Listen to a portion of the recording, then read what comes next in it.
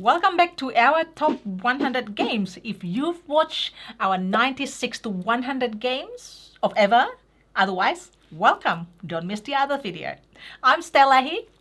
And I'm Tarrant. Welcome to Meeple University. So this is part 2 of our countdown. We're going to take you through numbers 95 through 91 on each of our lists.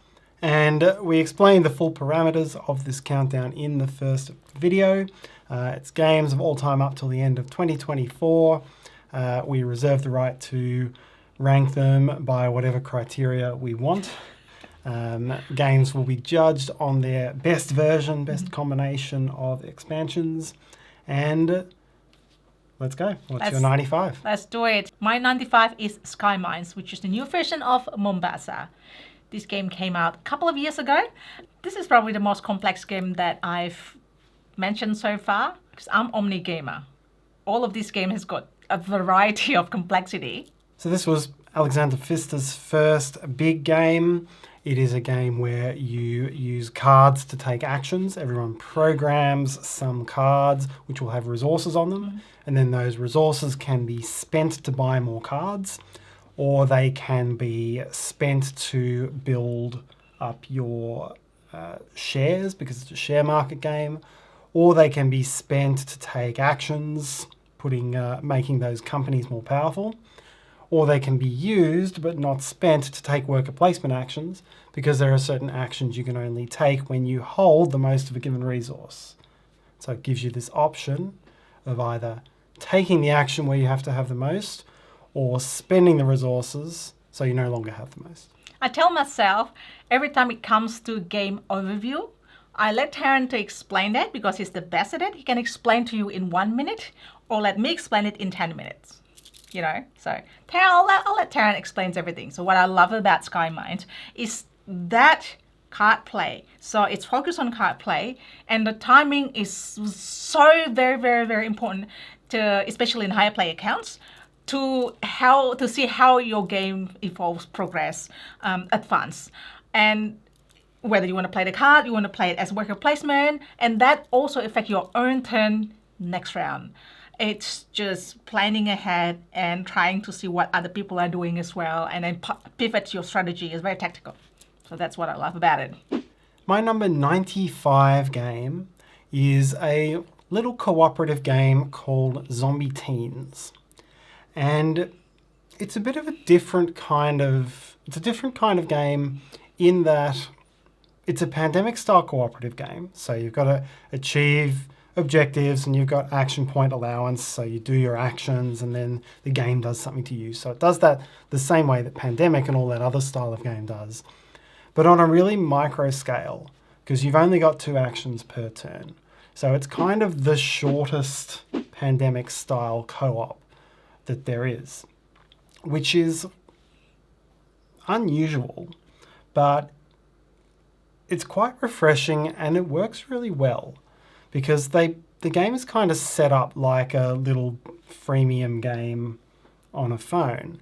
You play this little... Freemium, I love that. Is it officially called freemium? Yeah, that's the sense. You play this little micro game and then it gives you if you succeed at it, it opens an envelope, it adds a new rule that makes it ever so slightly more complex. And you keep adding little extra bits of rules as you go along. And then on top of that, there's all these, again, freemium game type objectives, challenges that you want to try to win. Like you want to win by not using this character's power or something like that. And there's a lot of games that I think have tried to do that, but for bigger games. So it's like, all right, go out and play this co-op or this campaign, and if you achieve this after your 2 hours of sprawling dungeon crawl, then you can mark off this one. But it works so much better on a 15-minute game. And that's what I like about it. Otherwise, it's a fairly simple kind of game. So you've got to jump around these 4 rooms, block zombies, pick up crates, get the various things to win. But it's very fun, like more power, it's like asymmetric power. Everyone has got different powers as well. And what I remember about this, for some reason, I was the one that learned the rules. It's usually like 99% is Tarrant, but this one I did it and I taught it wrong. I mean, happens to everyone. To the best of I thought I taught it wrong. No, I taught it wrong. No, I was like, I got it wrong. No, I said, I remember exactly what I said. I said, so each player has got 3 action points, but really it's 2 action points. I remember that was the error, but I thought I made the error. No, but yeah, the first few times we played, it seemed like easy. A pointlessly easy game. Yes. But then once we cut it back down to the correct rules of 2 actions, it became much more fun and tense. Yes. And tense on a quick scale. So that's like I swear it was me. Like there's no way you can make that mistake. Of course I can. Who would expect 2 action? Who would expect 2 action points per turn? Like, I can't remember exactly. That's the thing. You wouldn't expect it. I say that's like why it kind of works. 4 action points. So really like 2 or 3 or something like that. Yeah. So once we quickly figured it out and like played it correctly. So what I'm trying to say is that like, you know, if you make the rules wrong, if you did the rules wrong, some rules wrong, that's okay. It's a game. You just, you know, play it right. You just like, if something feels like, something's not right here, just double check the rules and then play it right. That's it. It's just a game, right?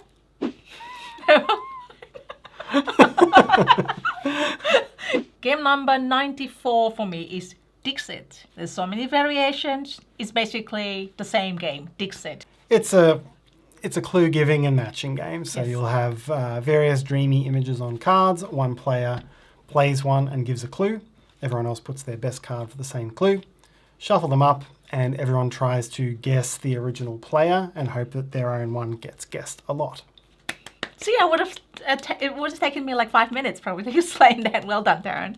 So Dixit is a really fun party game. It plays 3 to 8, I think, depending on your 8 players. version. Yeah, it's a icebreaker. You can just give the fun bit. Also, is when you're giving the clue, you can just say whatever you want. You can sing a lyric, or you can say one word, or you can do some signs. I don't know. You can do whatever you want. So it's really fun icebreaker. Everyone can play game. It's very popular as well, and there's so many versions, which is great. It's like the Disney one, the whatever Star Wars. I don't know if there's Star Wars. I don't think there's Star Wars. But there were lots of different expansions Yes. that added to a very substantial set of cards. 94 for me is a Gateway or Gateway Plus game known as Airlines Europe. And so this is Alan R. Moon game. He, of course, best known for the Ticket to Ride series. But this is one I enjoy a little bit more. It's not that much more complex, but it's a stock holding game.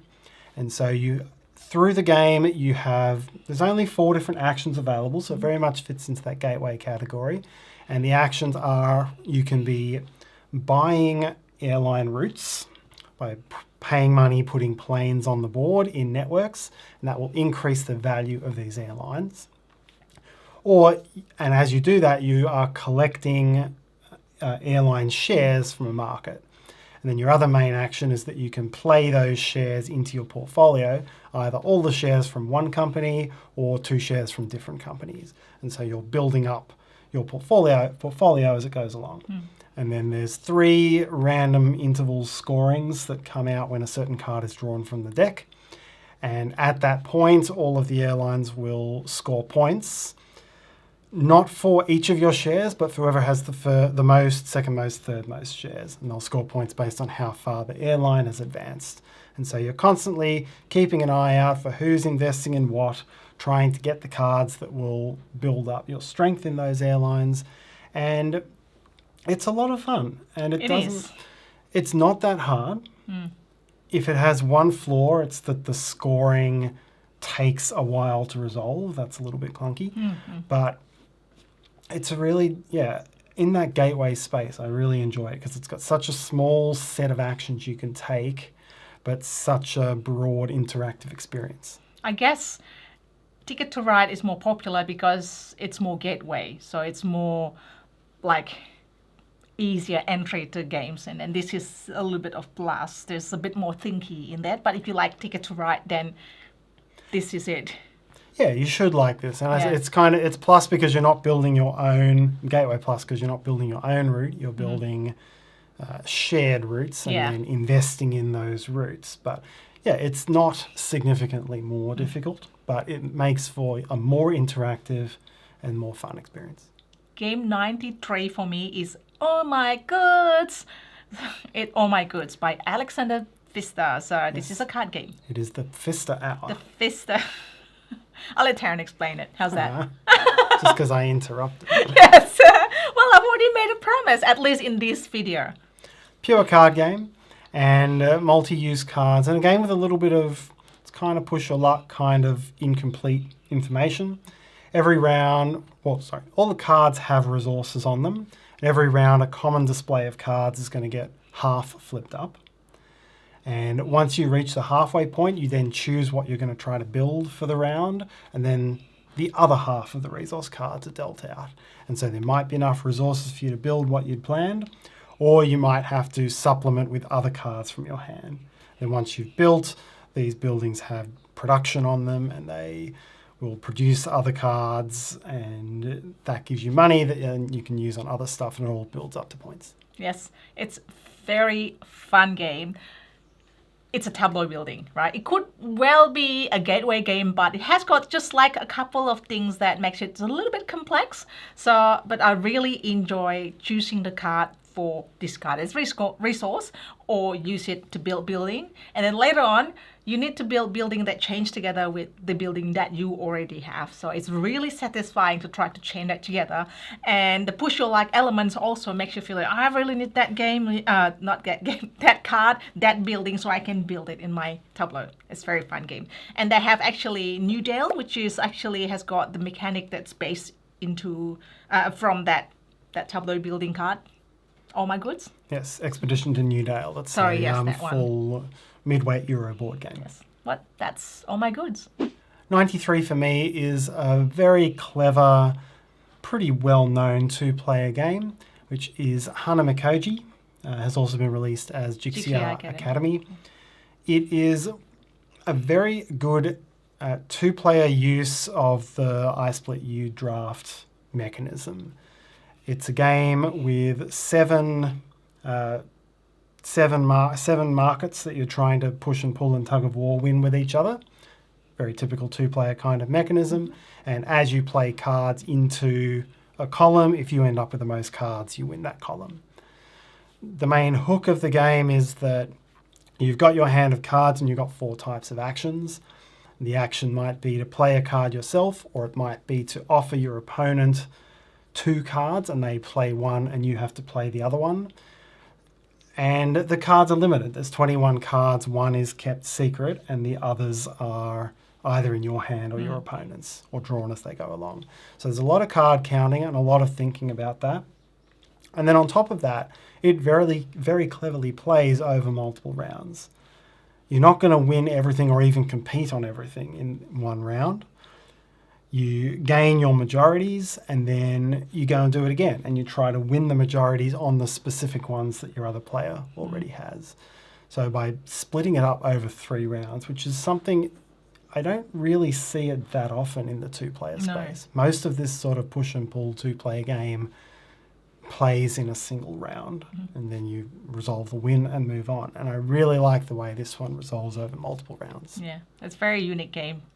Game number 92 for me is Valley of the Kings, aka the first game that I play with Tarrant. The first time I met Tarrant. Yes. So it holds specials in here, and it is a deck building, deck destroying game. So a deck building game where you purchase card, trash card. But what's very unique about this is that trashing is how you score points. So you actually trash to make a tomb. So it's like Egyptian theme game, and you trash your cards to collect certain things to make points.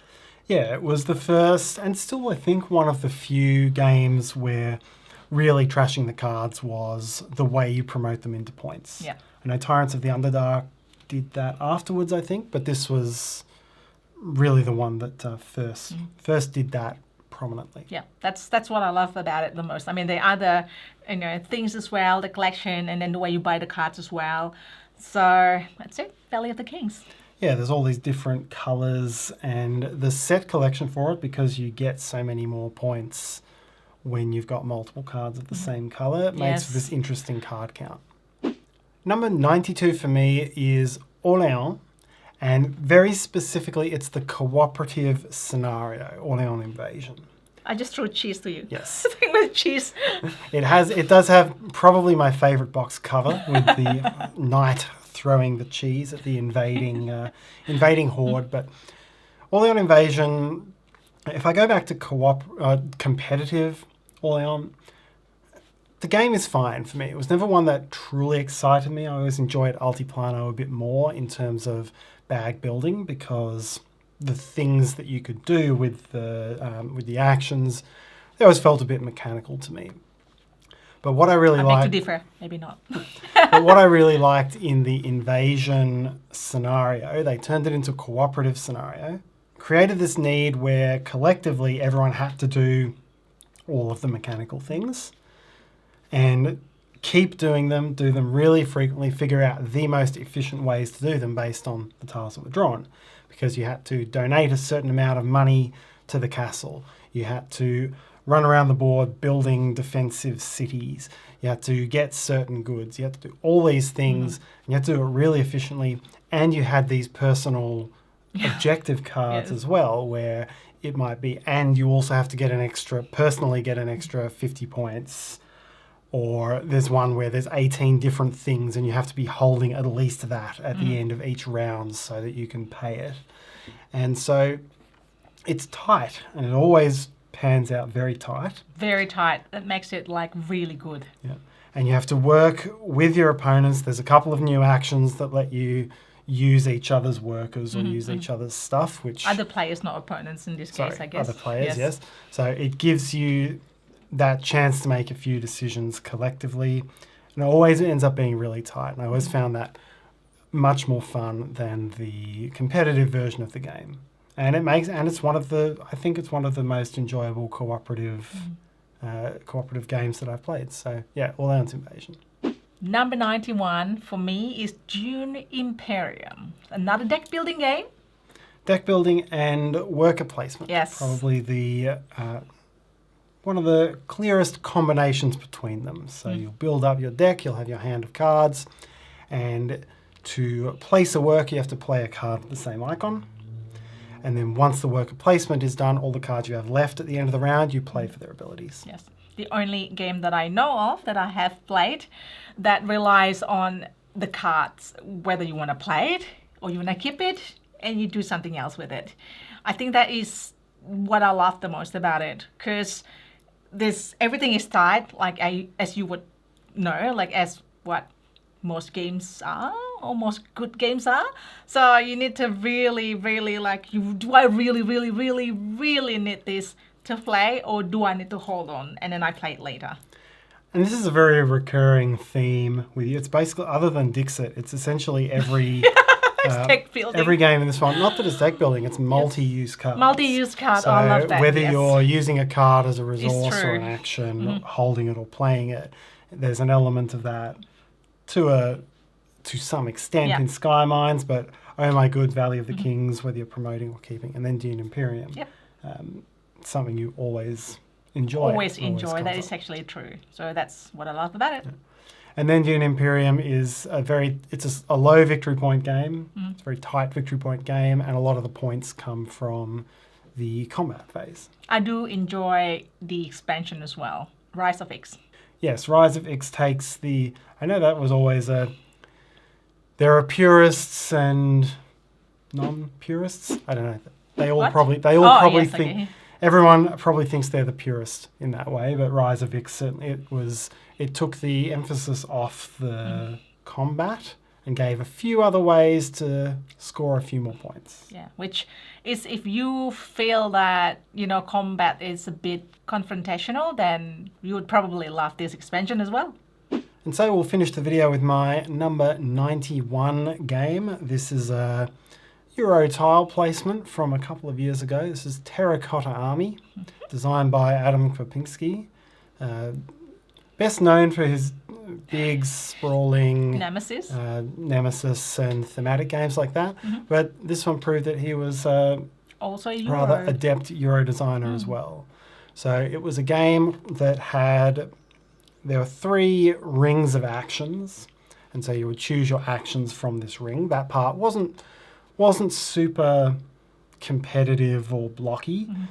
And then you would use it to place tiles. They're actually miniatures, but it's essentially tile placement into a shared grid, trying to make different combinations, trying to put ones down that have these powers that let you score in different ways.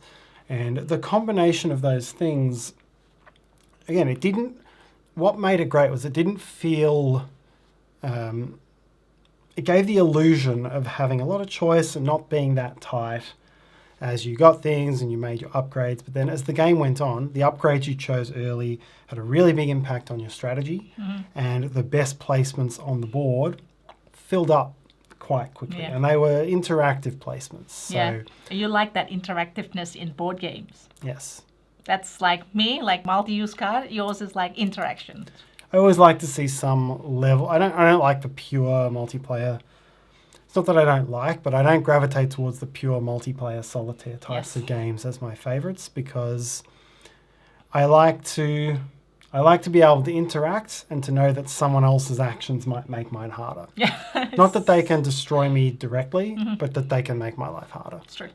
So those are the games. So stay tuned for the next one. Thanks so much for watching, everyone. Have a great day. Bye.